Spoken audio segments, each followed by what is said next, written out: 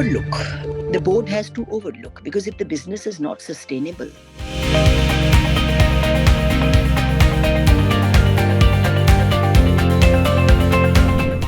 I think, Mr. Balaji, you're talking about technological obsolescence. Obsolescence, yes. Yeah. That's the point. Ma'am. you have to be on the top of it. If you are not, then you're not a technological company. I mean, nothing happens overnight.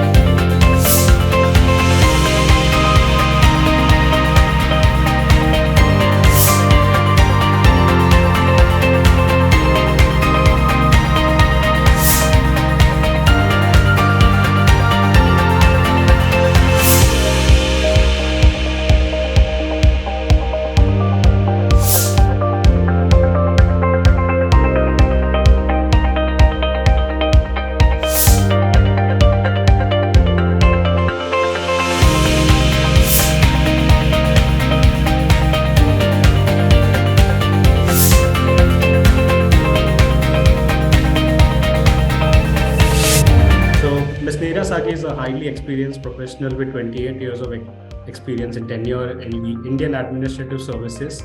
She has held prominent positions in the public and private sectors and became the first female president of the Bombay Chamber of Commerce and Industry. Her expertise lies in infrastructure. She has contributed to esteemed organizations like Tata Realty, GE Power, and L&T Seawoods Private Limited. Ms. Saggi excels in strategic planning and has successfully established effective linkages across various sectors. She has played a key role in implementing public-private partnerships, shaping national policies, and managing complex partnerships. As a president of BCCI, she launched the FemPower initiative and actively supports gender inclusivity. Her involvement with Care India showcases her dedication to social causes. Ms. Saggi's remarkable achievements have earned her recognition as one of the top women independent directors by the Economic Times. Recently, she has been awarded with Lifetime Achievement Award by ATPI Marek's International Women Empowerment Conference and Awards.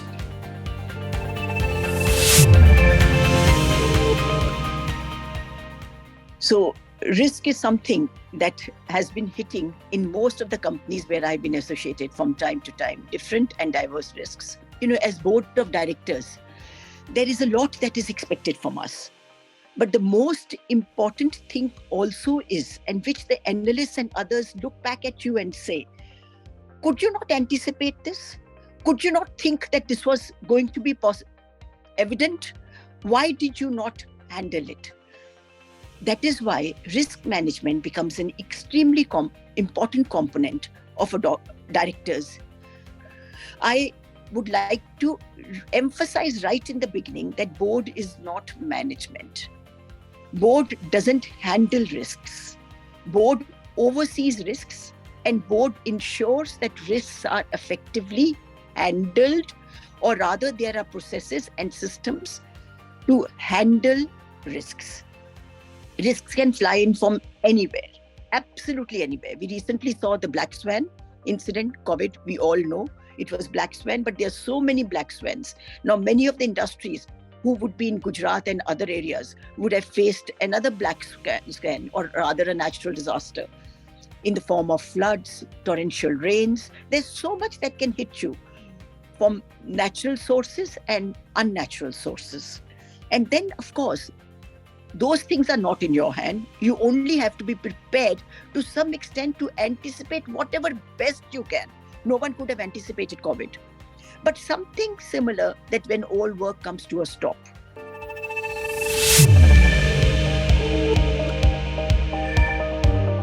The complexity of project accountings. Many of us have so many SPVs, so many other companies, and there are so many adherences that have to be done and ensured by the board. And the board confirms that the compliances have been done.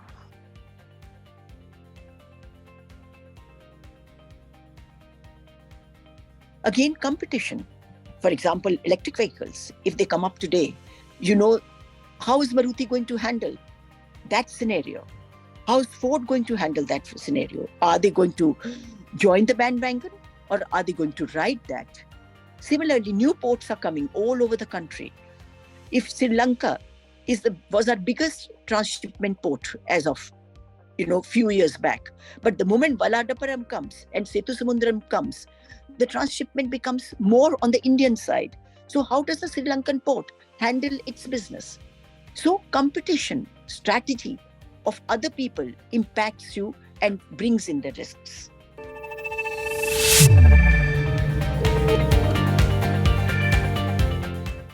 So risks can impact you. You can suffer penalties. There can be a lot of reputational risk, both of the board itself. For example, people who were with ICICI themselves, or let's say with ILFS. I mean, LIC's own chairperson, but because the risk committee meetings were not held, he came under a lot of flank that why for 3 years, the risk committee meetings were not held. Not only of the company, but also of the individual members becomes greatly impacted. And sometimes even the existence of the company becomes, for example, the Bhopal tragedy. The whole plant went, the company went foot because you cannot afford to have that plant working again. And then let me say, complacency is the biggest risk. Your management will come and tell you, sir, there is no problem. We've anticipated it. We'll meet our targets. You don't worry about it. We've talked to the unions. There will be no problem. But when it comes, it hits you because the ecosystem is so wide and so large that is why, and I'll come to this terminology again and again in my subsequent work, in my subsequent one, you have to put your independent judgment on what is being presented to you.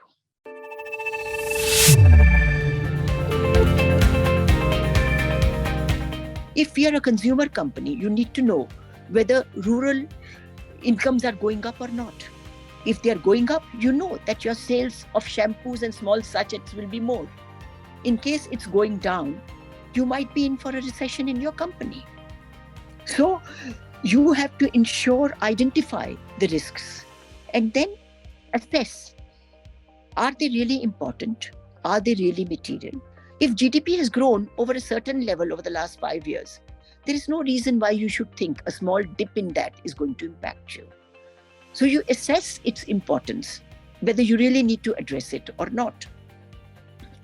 And then communicate those risks to your management and say, find me a plan. You have now identified these risks. Identify the different plans that you need to manage all these risks. Questions from Mr. Gaurav Sundaram. Ms. Saggi, what are the mechanisms that support IDs in taking informed decisions around risk, etc.? Is there any support system available, or does this rest entirely on each of us individually?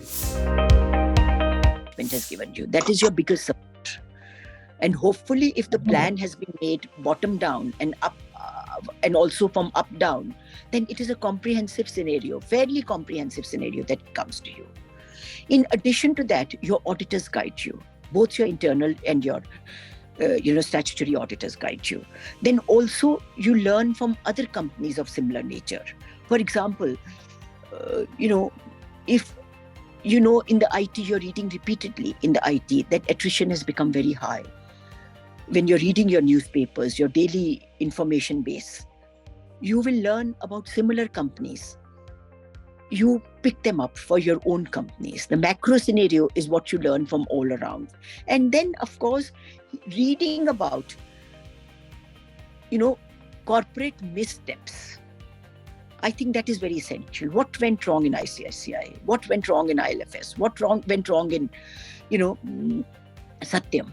So that gives you a fairly good idea of where things could hurt. For example, the FTs were not reconciled in Satyam. Now, one of the things I would always ask, are our FTs computerized? Are my bank statements reconciled? If not, are you only doing it? Have you got me the assertions from the banks?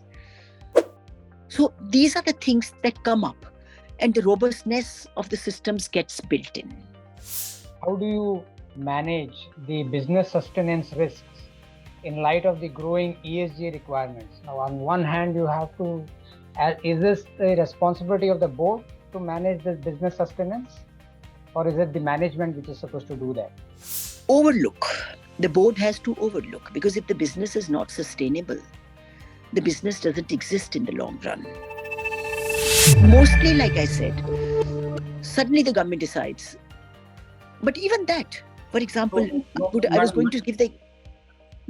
Since you touched upon this, I'm sorry to have interrupted you, but suppose, let's say, an obsolescence risk.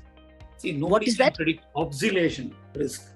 See, today you scale, and you scale the operation to a degree of meeting certain kind of a technology deliverables or a products and its services.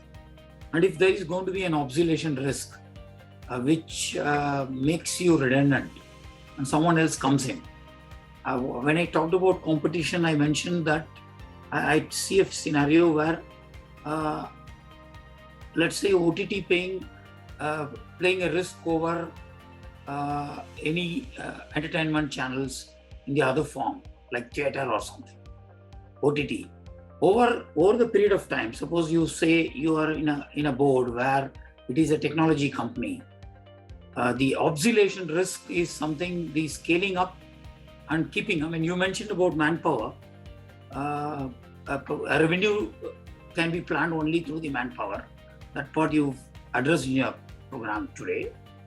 But if you talk about the technology risk itself, you've been in various boards, including BCCI and all. And how do you see organizations coming out with the best of the organizations, with best of the boards? How do you see such when the technology itself keeps reinventing?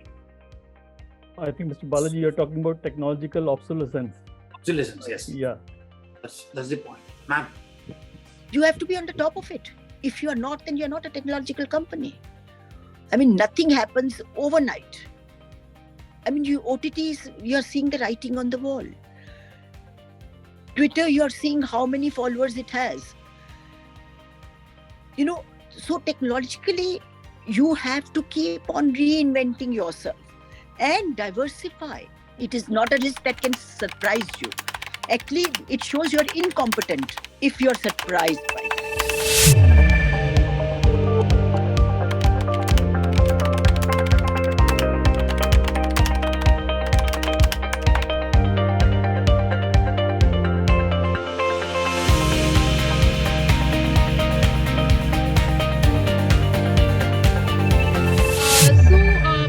I might sound a bit cynical here, but there seem to be certain companies which I have been a part of, where the culture is to not codify anything, to not document, and to just kind of it kind of runs on a daily stream of sales and marketing to meet targets. And though there are processes where you review plans and you review there are review boards and review meetings and everything which happen, but those are more or less like perfunctory. Those are not really those don't end up being of much use. Like, people just fill up presentations and put in risks, and somebody reviews them and they say, all right, we'll look into it, and then it just goes off. So I mean, that's been my limited experience in pretty large reputed companies. Also, such a thing happens when the sales and marketing just running after the numbers is the only culture which is prevalent. So everything else is sort of glossed under the carpet, and all other functions are kind of become toothless. So just wanted your comment on that. We started with this position in 2013. Whenever we would attend a board meeting, not that we knew anything much better, but when we started a meeting, it was just the few financials that were being placed to us and a few things here and there. Fortunately, 2 or 3 things have happened. The regulator has come down very heavily on certain things. The regulations have also changed substantially. For example, risk committee is something that has been added. All the stakeholders have to be looked at. So many things, regulations have been added. All that I think initially you need to ask is that, are we adhering to all of them? And I want an update on that. That itself will complete 70 to 75% of your work. And you will not get it on the first day. I remember when in a very reputed company, when I joined as an audit committee person, I couldn't navigate myself through the audit committee agenda that was coming to me. Over a period of time, and it took us about almost 6 to 8 meetings to get the agenda focused, to get it on right. So you have to be on it. And if after a year and a half, two, you still feel it is not working through, then the only way out is move out. In case you feel they are reluctant. One is that management doesn't have the time. Even when I was a manager, बाकी main काम करने दो, इन चीजों के पीछे हमको क्यों board डालता है? That is an attitude. You have to explain to them slowly that why is it essential? How is it safeguarding not me, but also you in front of the regulator? For example, if you are going beyond your omnibus approvals and I don't approve it, it doesn't matter to me. You are the one who's going to be at the receiving end in case this matter is seen. So you have to make it, doing this activity has to be a win-win for everyone. And that is how it has to be projected and done. And I can tell you, even the managers are afraid. Today, in today's scenario, no one wants to take unnecessary risks or chances with non-compliances. So it's the way of how you take it forward, and you have to have patience to get it through. But definitely depend on your regulations, and that you can ask from the very first day itself.